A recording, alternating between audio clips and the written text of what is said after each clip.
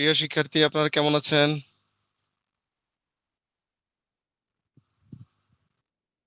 Hello,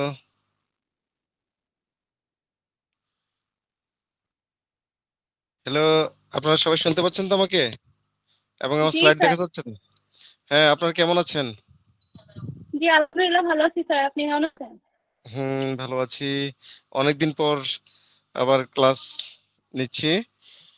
তো আজকে আহ, শনিবার, তো আমি পদার্থবিদ্যা অথবা রসায়নবিদ্যা অল্টারনেট ভাবে নেই। আজকে রসায়নবিদ্যা নিব এবং রসায়নবিদ্যায় যে টপিকের উপর ক্লাস নেব একটু ইন্টারেস্টিং। তিনটা topic: citric acid, formic acid এবং ক্লোরোফর্ম। আপনারা হয়তো তিনটারই নাম শুনেছেন। তো আজকে একটু এই তিনটা সম্পর্কে আমি বলবো, হয়তো অনেকে নতুন কিছু জানতে পারবেন। তো প্রথমত আসি যে সাইট্রিক অ্যাসিড কি, বা এটা আমাদের কি কাজে লাগে, বা এটা দিয়ে কি করা যায়, এই বিষয়গুলো আমরা একটু জানবো। সাইট্রিক অ্যাসিড এটা হচ্ছে একটা দুর্বল অর্গানিক অ্যাসিড। অর্গানিক অ্যাসিড এই জন্য বলা হচ্ছে যে সাধারণত এটা আমাদের কিছু কিছু খাবারের বা খাদ্যের মধ্যে উপস্থিত আছে। এই জন্য এটাকে অর্গানিক অ্যাসিড বা জৈব অ্যাসিডও বলা যায়। তো এটা রাসায়নিক সংকেত হচ্ছে C6H8O7। মানে রাসায়নিকভাবে সাইট্রিক অ্যাসিড যদি আপনি লিখতে হয় তাহলে এই সংকেতটা দিয়ে লিখতে হবে। তো এটা ব্যাপকভাবে ব্যবহার হয় বিধায় এটা ইন্ডাস্ট্রিয়ালি বা কলকারখানাতে এটা অলরেডি এখন প্রস্তুত করা হয়। অর্থাৎ মানে আমরা যে বিভিন্ন খাবারের মধ্যে পাই, হয়তো ওটা দিয়ে আমাদের প্রয়োজন মেটানো সম্ভব হয় না পুরোপুরি। অর্থাৎ আমাদের যে পরিমাণ চাহিদা আছে সেটা হয়তো মেটানো সম্ভব হয় না, সেই কারণে এটাকে ইন্ডাস্ট্রিয়ালিও তৈরি করা হয়ে থাকে। তো এটা দেখতে অনেকটা হচ্ছে লোবেইয়ের মতো। মানে লোবেই বলতে হচ্ছে, যদি আমরা নর্মালি বলি যে এটা মানে লিকুইড অবস্থায় যদি নেন তাহলে এটা হোয়াইট কালার। হোয়াইট বলতে মানে চুন যেরকম সাদা ওরকম না, হোয়াইট বলতে হালকা হোয়াইট কালার। আর এটা কি কাজে ব্যবহার হয়? সিম্পলি হচ্ছে খাদ্য সংরক্ষণ করার জন্য, মানে প্রিজারভেটিভ হিসেবে ব্যবহার হয় এবং জীবাণুনাশক হিসেবে এটা ব্যবহার করা যায়। তো এটার একটা ভালো উৎস যে আমরা কোথায় পেতে পারি, আমি যে বললাম যে বিভিন্ন খাবার বা খাদ্য দ্রব্যের মধ্যে এটা উপস্থিত। তার মধ্যে একটা কমন যেটা আমরা অহরহ খেয়ে থাকি, সেই মানে সবজি বলেন যাই বলেন, এটা হচ্ছে লেবু। লেবু জাতীয় যে সমস্ত বা ফল বলেন, ওটার মধ্যে হচ্ছে সাইট্রিক অ্যাসিড আছে। এবং এই জন্য এই ফলগুলোকে বলা হয় সাইট্রাস ফ্রুট। অর্থাৎ লেবু জাতীয় যেই ফলগুলো আছে এগুলোকে সাইট্রাস ফ্রুটও বলা হয়, কারণ এগুলোর মধ্যে সাইট্রিক অ্যাসিড আছে। তো সাইট্রিক অ্যাসিড সম্পর্কে অনেকের ধারণা যে ভিটামিন সি মানে হচ্ছে সাইট্রিক অ্যাসিড। যেমন আমরা টক জাতীয় কোনো ফল যদি খাই, তখন আমরা বলি যে হ্যাঁ এটার মধ্যে প্রচুর পরিমাণে ভিটামিন সি আছে। আবার অনেকে বলে যে সাইট্রিক অ্যাসিড আছে। কিন্তু আপনারা মনে রাখবেন যে সাইট্রিক অ্যাসিড কিন্তু ভিটামিন সি না। মানে ভিটামিন সি, সাইট্রিক অ্যাসিড। তা আমরা আরো কিছু উৎস বা আহ, ফলের নাম জানি যে যেগুলোর মধ্যে সাইট্রিক অ্যাসিড পাওয়া যায়। লেবু তো বললামই, এছাড়া চুনের চুনের মধ্যেও কিন্তু সাইট্রিক অ্যাসিড আছে। কমলা লেবুতে আছে, জাম্বুরাতে আছে, বেরি ফল, বেরি ফলের মধ্যেও সাইট্রিক অ্যাসিড আছে। তাহলে আমরা কিন্তু সাইট্রিক অ্যাসিড সম্পর্কে কি কি কি জানলাম, যেটার রাসায়নিক সংকেত কি এটা জানলাম, এবং এটা যে একটা অর্গানিক দুর্বল অ্যাসিড সেটাও জানলাম। এছাড়া এটা কি কাজে ব্যবহৃত হয় সেটাও জানলাম। এক্সকিউজ মি, একটু আমার এসিটা ভয়েস কন্ট্রোল, তো ওই যে আমার টোন পেয়ে বারবার ইয়ে করছে, আমি একটু অফ করে নিই।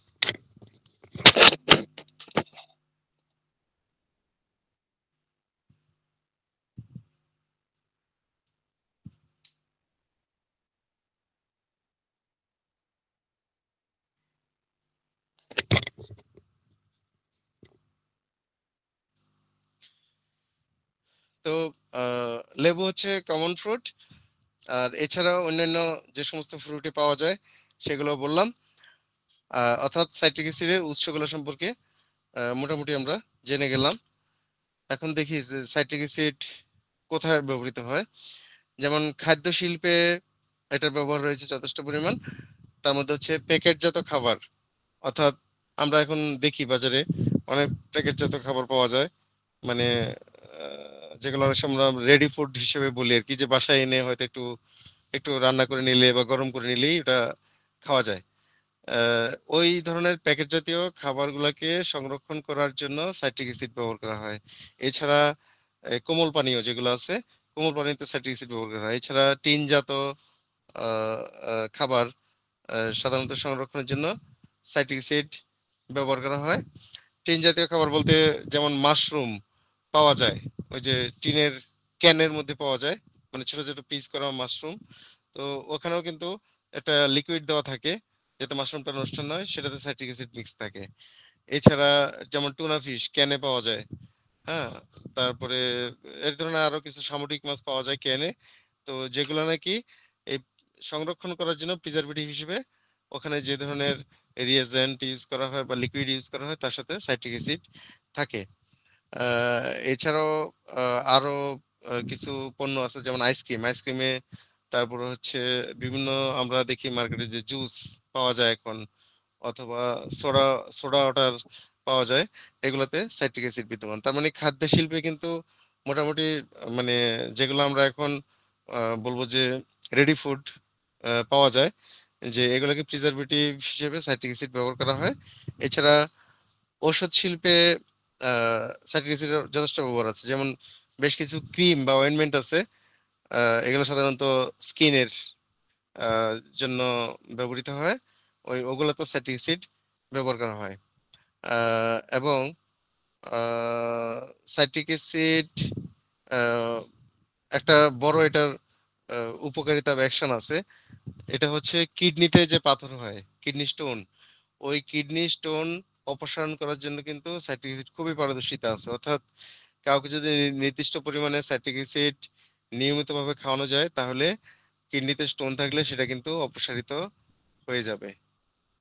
তো কাজেই আহ, আপনারা যখন ডক্টর হবেন তখন মেডিসিন তো আছেই, সেই সাথে ওই যে খাবার হিসেবে বলতে পারেন যে খাবারে লেবু লেবু খাবেন, তাহলে কি হবে, নিয়মিতভাবে হয়তো লেবু খেলে সাইট্রিক অ্যাসিডটা শরীরে প্রবেশ করবে এবং আপনার মেডিসিনের পাশাপাশি তার কিডনি স্টোন অপারেশন করার জন্য এটা কার্যকর ভূমিকা রাখবে।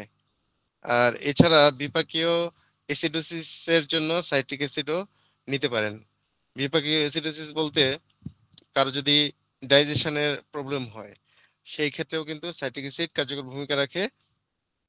অথবা অনেক সময় দেখা যায় যে ফুড বার্ন হয়ে থাকে, অর্থাৎ অ্যাসিডিটি, যে খাবার খাওয়ার পরেই ওগুলো অবশ্যই একটু হাইপার টাইপের ফুড, মানে একটু ভাজা পোড়া এই টাইপের যখন খাবার খাওয়া হয় তখন অনেকের অ্যাসিডিটি হয় এবং বার্ন হয়। সেক্ষেত্রে কিন্তু সাইট্রিক অ্যাসিড যদি খান, শুধু সাইট্রিক অ্যাসিড খেলে হবে না, এটার সাথে পানি মিক্স করতে হবে, সল্ট মিক্স করতে হবে, তাহলে কিন্তু আপনার ইনস্ট্যান্ট দেখবেন যে বার্নিং কমে গেছে। এবং এটার একটা প্রমাণ আছে, আপনারা হয়তো জানেন বা দেখেন যে মার্কেটে ইনু একটা মেডিসিন পাওয়া যায়, মানে আহ, ওষুধের দোকানে ইনু ইনু, এটা ইন্ডিয়ান ইনু, একটা ছোট পাউডার প্যাকেটে, এবং ওটা গ্লাসে মিশিয়ে খাওয়ার দেখা গেছে 10 সেকেন্ড বা 20 সেকেন্ডের মধ্যেই কিন্তু কারো অ্যাসিডিটি থাকলে এটা কমে যায়। এখন প্রশ্ন হচ্ছে যে ওটার মধ্যে কি আছে, আসলে নাথিং, ওটার মধ্যে সাইট্রিক অ্যাসিড আছে, সল্ট আছে, হ্যাঁ, আর হচ্ছে সোডা আছে, এবং এই এই তিনটা উপাদানই কিন্তু ইনস্ট্যান্ট আপনার অ্যাসিডিটি কমাতে হেল্প করে। তো সেটা আপনার মনে করেন এখন হাতের কাছে আপনার ওই ইনু নাই বা এই টাইপের কিছু নাই, আপনি কিন্তু ঘরোয়া ভাবেও যদি একটু লেবুর রস পানির সাথে মিক্স করে তার সাথে একটু সল্ট মিক্স করে যদি খান, অ্যাসিডিটি হয়, তাহলে দেখবেন যে আপনার দ্রুত অ্যাসিডিটি কমে গেছে। তো এটাই হচ্ছে বিবেকীয়। অথবা আপনার ডাইজেশনটা প্রপারলি হয় নাই, গ্যাস ফর্ম করছে, হ্যাঁ, অথবা একটু বমিটিং টেন্ডেন্সি হচ্ছে, সেই ক্ষেত্রে কিন্তু আপনি এই সাইট্রিক অ্যাসিড ওই মানে বিষয়গুলো বা ওই সমস্যাগুলো দূর করতে সাহায্য করে। এছাড়া ব্যক্তিগত কিছু পণ্য, যেমন আলফা হাইড্রোক্সি অ্যাসিড নামে একটি যৌগ তৈরি করতে পারে, যেটা হচ্ছে মানে সাইট্রিক অ্যাসিড অন্যান্য উপাদানের সাথে মিক্স করে এই মানে কেমিক্যালসটা হচ্ছে এটা হয়, এই যে আলফা হাইড্রোক্সি অ্যাসিড নামের কেমিক্যালস তৈরি হয়। এখন এই কেমিক্যালসটা তৈরি করতে গেলে ওখানে সাইট্রিক অ্যাসিড মিক্স করতে হয়। কিন্তু প্রশ্ন হচ্ছে যে এটা কি তৈরি করা হয় আসলে?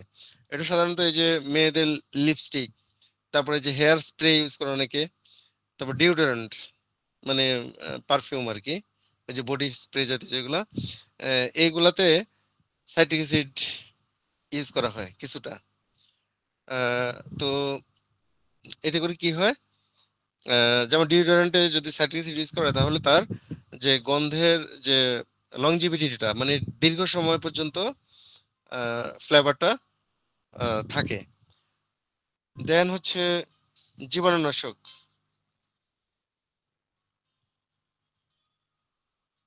Excuse me, hello. হ্যাঁ, ওয়ালাইকুম সালাম। আমি তো ওই যে একটু ক্লাস নিচ্ছি, একটু পরে ফোন করবেন, 10:15টার পর, 10:15টার পরে।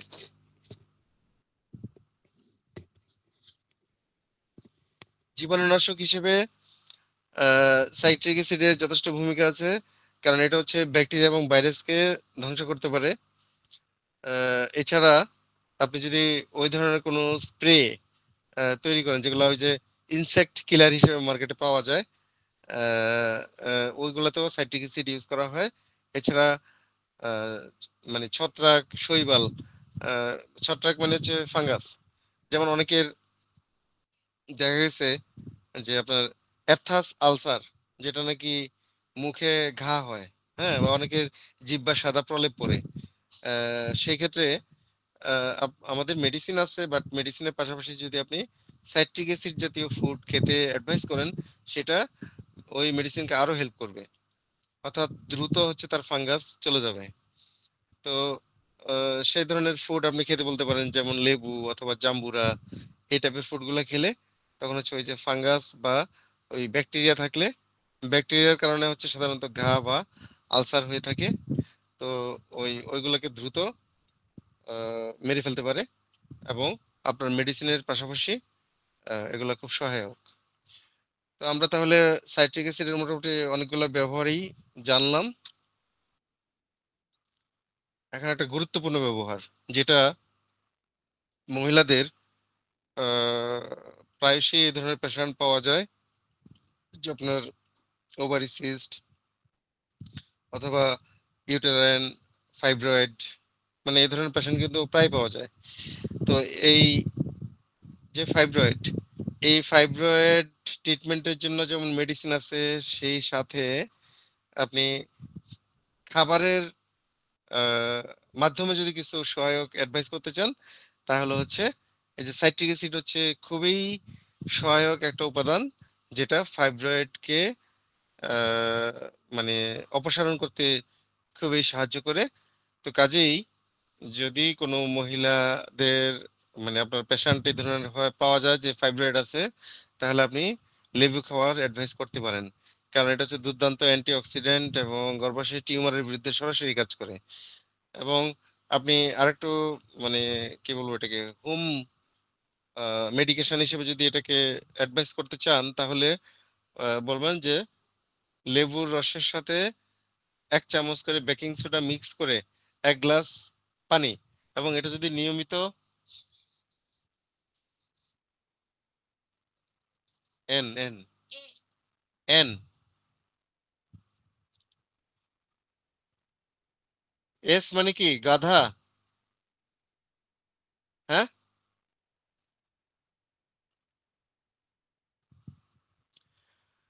তো আপনি যদি ওটাকে মানে মেডিসিনের মতো অ্যাডভাইস করতে চান, তাহলে হচ্ছে 2 চামচ লেবুর রস, তার সাথে 1 চা চামচ বেকিং সোডা আর 1 গ্লাস পানিতে মিক্স করে এটা যদি নিয়মিত খায়, তাহলে কিন্তু ফাইব্রয়েড থেকে মুক্তি পেতে পারেন একজন মহিলা। এবং এটা আপনি মেডিসিনের পাশাপাশি অ্যাডভাইস করতে পারেন, যেটা আরো সহায়ক হিসেবে কাজ করবে। আরেকটা ইন্টারেস্টিং ইউজ আছে, যেমন অনেকেরই মানে ছেলে বা পুরুষদের এই যে জুতা মোজা যারা ইউজ করেন দীর্ঘ সময় ধরে ওই জুতা পরে থাকলে পায়ে দুর্গন্ধ হয়, মানে মোজা খোলার পর আর ওই গন্ধ সহ্য করার মতো থাকে না। এটা অনেকেরই এই সমস্যাটা আছে। এটা কেন হয়?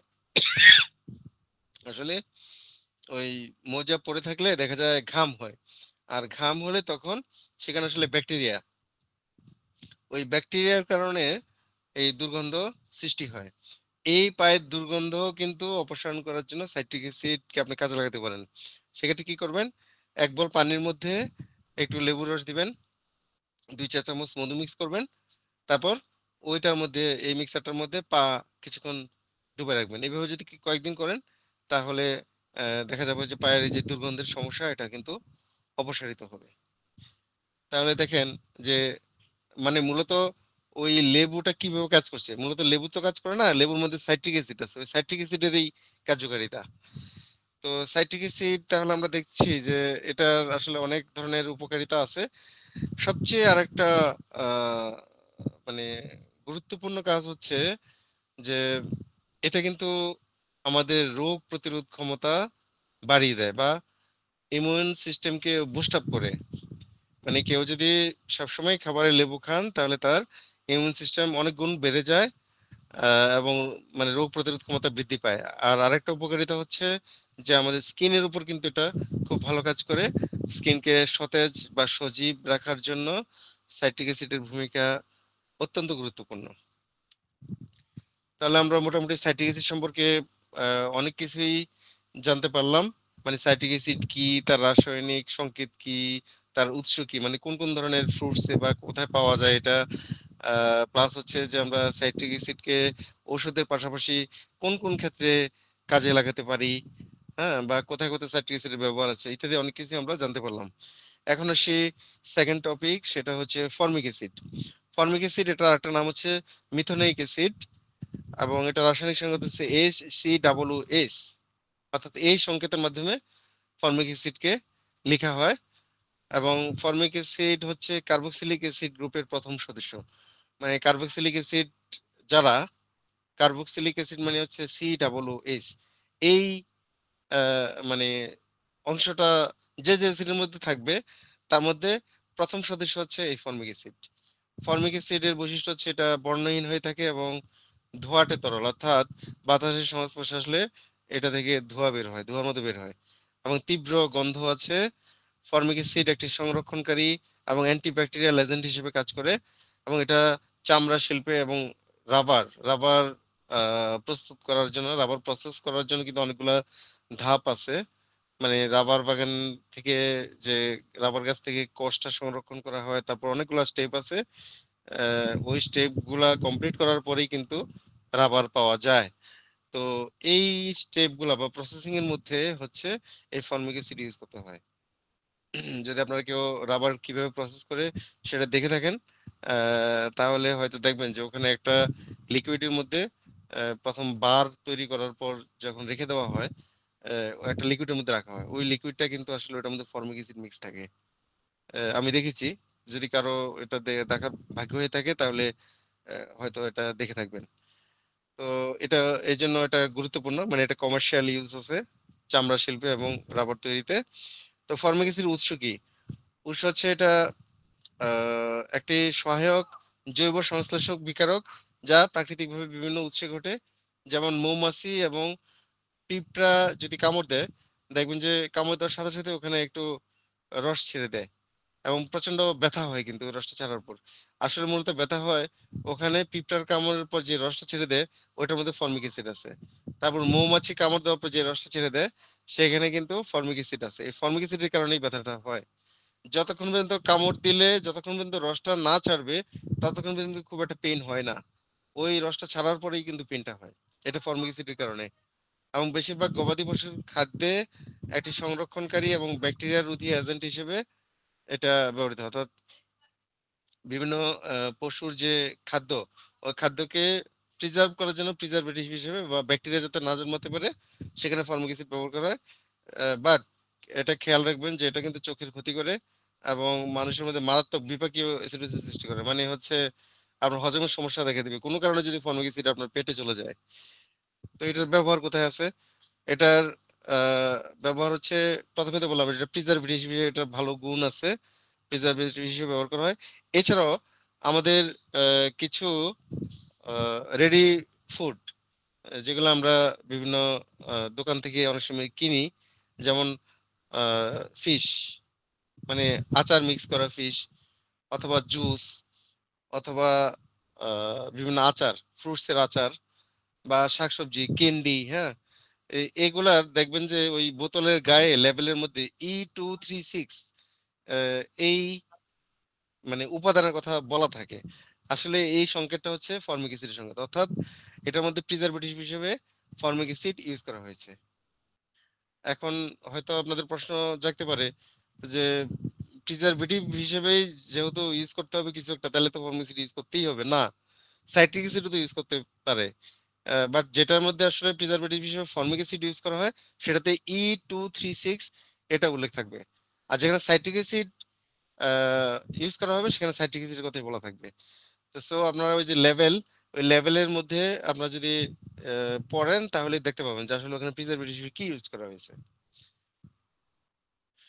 তো আমরা তাহলে ফর্মিক অ্যাসিড সম্পর্কে জানলাম। এখন আরেকটা গুরুত্বপূর্ণ টপিক যেটা ক্লোরোফর্ম, এটার নামও আপনারা শুনেছেন যে ক্লোরোফর্ম দিয়ে মানুষকে অজ্ঞান করে ফেলা যায়। তো আমরা দেখি ক্লোরোফর্মটা কি। ক্লোরোফর্ম হচ্ছে একটা জৈব যৌগ, এটা রাসায়নিক সংকেত হচ্ছে CH Cl3, এবং আমরা যদি নাম হিসেবে বলি তাহলে এটা হচ্ছে হ্যালোমিথেন, অর্থাৎ যেটার মধ্যে 4টা ক্লোরোমিথেন উপস্থিত আছে, 4টা ক্লোরোমিথেন উপস্থিত আছে। তো এটা বর্ণহীন, মিষ্টি গন্ধযুক্ত এবং ঘন তরল, বাট ঘন তরল মিষ্টি গন্ধযুক্ত হলো এটা কিন্তু বিষাক্ত, অত্যন্ত বিষাক্ত। এবং এটার বৈশিষ্ট্য হচ্ছে এটা চেতনানাশক, আনন্দদায়ক এবং উদ্বেগজনক এবং শ্বাসকষ্ট তৈরি করার জন্য সহায়ক। শ্বাসকষ্ট লাঘব করার জন্য না, শ্বাসকষ্ট তৈরি করার জন্য সহায়ক। তাহলে দেখেন, চেতনানাশক মানে কি? মানুষকে অজ্ঞান করার জন্য ক্লোরোফর্ম ইউজ করা যেতে পারে। আনন্দদায়ক, অর্থাৎ কারো মনে কষ্ট, তাহলে তাকে যদি ক্লোরোফর্মের সংস্পর্শে আনা যায়, এন্ড ক্লোরোফর্মের সংস্পর্শে আনা না, আসলে এটাকে একটু কনভার্ট করে, এই যে লাফিং গ্যাসের আপনার নাম শুনেছেন, এই লাফিং গ্যাস কিন্তু ক্লোরোফর্ম থেকে প্রস্তুত করা হয়। এবং লাফিং গ্যাস কারণ মুখের সামনে, নাকের সামনে যদি ছেড়ে দেওয়া হয় তাহলে সে এমনিতে হাসতে থাকবে বা তার মধ্যে আসলে উৎফুল্লতার সৃষ্টি হয়। এছাড়া উদ্বেগও তৈরি করে, মানে একটা উদ্বেগ, উৎকণ্ঠা, মানে যেটাকে আমরা অনেকটা আহ, আহ, বলি এক্সাইটেড, এক্সাইটেড মুড তৈরি করে। আর আরেকটা খারাপ দিক হলো যে শ্বাসকষ্ট সৃষ্টি করতে পারে। তার কারণ হচ্ছে এই ক্লোরোফর্ম নার্ভের উপর কাজ করে, এবং নার্ভের উপর কাজ করে যেটা হয় আমাদের কার্ডিয়াক সিস্টেমকে অফ করে দিতে পারে। হ্যাঁ, সেজন্য যেটা শ্বাসকষ্ট সৃষ্টি করতে পারে।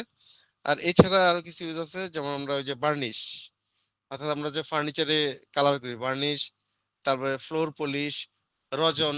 রজন হচ্ছে বার্নিশ কালার তৈরি করার জন্য, ওখানে একটা আঠালো পদার্থ ইউজ করা হয়, রজন। এছাড়া অ্যালকোলয়েড, চর্বি, তেল এবং রবারের জন্য দ্রাবক হিসেবে এই ক্লোরোফর্ম ব্যবহার করা যেতে পারে। তো এখন প্রশ্ন হচ্ছে যে আমরা জানি যে ক্লোরোফর্ম দিয়ে মানুষকে অজ্ঞান করে ফেলা যায়, কিন্তু এটাকে জানি যে কতক্ষণ লাগে অজ্ঞান হতে? এটা জেনে নেন যে ক্লোরোফর্ম দিয়ে কাউকে অজ্ঞান করতে গেলে নিঃশ্বাসের সাথে 5 মিনিট সময় লাগবে। 5 মিনিট সময় লাগবে অজ্ঞান হতে একটা মানুষকে, এটা স্ট্যান্ডার্ড টাইম। কিন্তু এটা একটু কম বেশি হতে পারে। এখন একটা প্রশ্ন, যে ক্লোরোফর্ম শুকালে কাউকে, সে কি অজ্ঞান হয়ে যাবে? বা কেন হবে? যদি অজ্ঞান হয় কেন হবে? আর কেউ যদি রুমালে ক্লোরোফর্ম লাগিয়ে নাকে ধরে তাহলে কি অজ্ঞান হয়ে যাবে? মানে এই প্রশ্নগুলো এই জন্য যে আমরা বিভিন্ন মুভিতে দেখি যে মানে ভিলেনরা কি করে, নায়িকার নাকের সামনে এসে রুমাল ধরে অজ্ঞান করে তুলে নিয়ে চলে যায়। তো এখন প্রশ্ন হচ্ছে যে আসলে কি তাই? কিংবা কারো নাকের সামনে যদি মানে রুমাল বা কাপড়ের মধ্যে ক্লোরোফর্ম ঢেলে ধরা হয় ওই রুমাল নাকে, তাহলে কি অজ্ঞান হয়ে যাবে? তাহলে এই বিষয়গুলো একটু জানা উচিত। কি জন্য জানা উচিত? আপনারা যদি ফরেনসিক মেডিসিন সাবজেক্টটা পড়েন, ওই ফরেনসিক মেডিসিনে কিন্তু একজন মানুষ, যেমন ক্লোরোফর্মে কাউকে অজ্ঞান করা হলে তার মৃত্যুও কিন্তু হতে পারে, মানে সেই সম্ভাবনাও থাকে। এখন ধরেন কারোর মৃত্যু হলো, তাহলে ওই ডেড বডি থেকে আপনাকে আইডেন্টিফাই করতে হবে যে তার মৃত্যুটা কিভাবে হলো। হ্যাঁ, এখন আইডেন্টিফাই করতে গেলে যে তাকে গলা টিপে হত্যা করতে হইতে পারে, তাকে কোনো পয়জন খাওয়ায় হত্যা করতে পারে, কিংবা দেখা গেল তাকে কোনো কারণে মানে ক্লোরোফর্ম ইউজ করা হয়েছে, বাট সে যে অজ্ঞান হয়েছে আর ফিরে নেই, মানে মারাই গেছেন। এখন আপনাকে আইডেন্টিফাই করতে হবে যে ওই ডেড বডি থেকে যে তার মৃত্যুটা কি করে হলো। তো সেজন্য মানে ক্লোরোফর্মের বৈশিষ্ট্যটা আপনাদের জানা উচিত। যদি এমন হয় যে তার কোনো সার্জারি করার জন্য তাকে আসলে আহ, মানে ক্লোরোফর্ম ইউজ করা হয়েছে, ডাক্তার ক্লোরোফর্ম ইউজ করছেন, কিন্তু আসলে ইউজটা প্রপারলি হয়নি, মাত্রা অতিরিক্ত হয়েছে, যে কারণে আর ওই পেশেন্ট মানে সেন্সই ফিরে নেই, মারাই গেছেন। এখন সেক্ষেত্রে আহ, আপনি তো আইডেন্টিফাই করতে গেলে যে ক্লোরোফর্মের কারণে যে মারা গেছে সেটার জন্য আপনাকে ক্লোরোফর্মের বৈশিষ্ট্যগুলো জানতে হবে। তা আমরা দেখি যে যদি ধরেন আপনার ইচ্ছা হলো যে আপনি নিজে নিজে অজ্ঞান হয়ে যাবেন, সেন্সলেস হয়ে যাবেন, তাহলে এই ক্লোরোফর্ম ইউজ করে কিভাবে অজ্ঞান হবেন?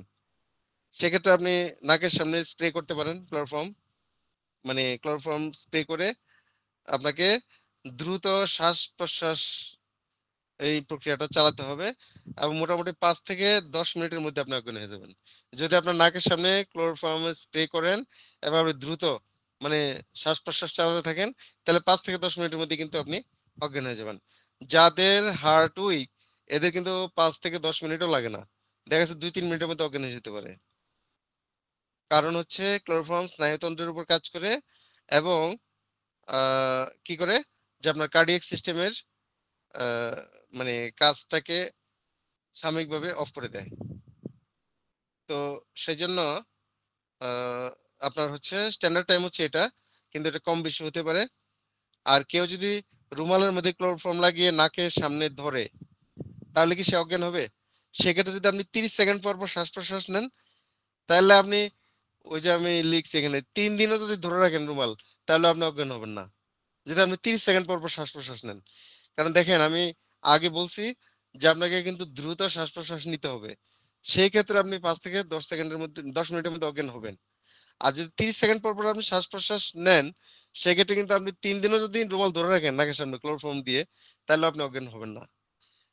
তো ওই যে নিচে আমি একটা কথা যেটা লিখছি, যে আমরা যেটা মুভিতে দেখি যে ভিলেন নায়িকার নাকের সামনে রুমাল ধরে অজ্ঞান করে তুলে নিয়ে গেছে, এটা আসলে পরিচালক আহ, মানে ওইভাবে বলে এবং সেভাবে অভিনয়টা দেখানো হয়, বাট মানে দিস ইজ নট কারেক্ট।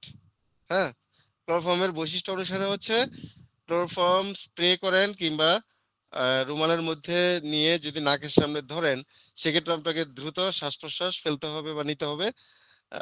সেক্ষেত্রে আপনি 5 থেকে 10 মিনিটের মধ্যে অজ্ঞান হয়ে যাবেন। বাট আপনি যদি 30 সেকেন্ড পর পর শ্বাস প্রশ্বাসের কাজটা চালান, তাহলে কিন্তু আপনি সহজে অজ্ঞান হবেন না। এটা হচ্ছে ক্লোরোফর্মের বৈশিষ্ট্য। তো এই হচ্ছে মোটামুটি আজকের 3টা টপিক, মানে সাইট্রিক অ্যাসিড, ফর্মিক অ্যাসিড এবং ক্লোরোফর্ম নিয়ে আলোচনা করলাম। আপনাদের এই 3টা টপিকের উপরে কোনো প্রশ্ন থাকলে আমাকে করতে পারেন।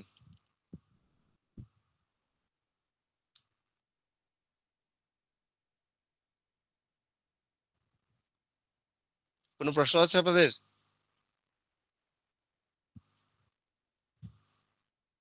হ্যালো,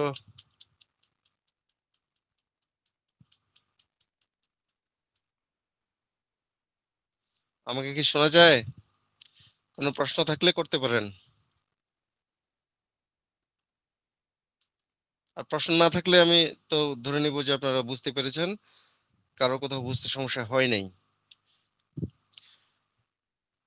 যেহেতু প্রশ্ন করছেন না, তার মানে আমি ধরে নিব যে আপনারা বুঝতে পেরেছেন, কারো কোথাও সমস্যা নেই। তো ধন্যবাদ সবাইকে। আপনাদের কিন্তু 10টা 15 থেকে দেখবেন স্কেজুল আর ক্লাস আছে কিনা, যদি থাকে তাহলে ওইটাতে কানেক্ট হবেন আবার, আর না থাকলে তো নাই। স্কেজুল ফলো করবেন। ওকে, ধন্যবাদ।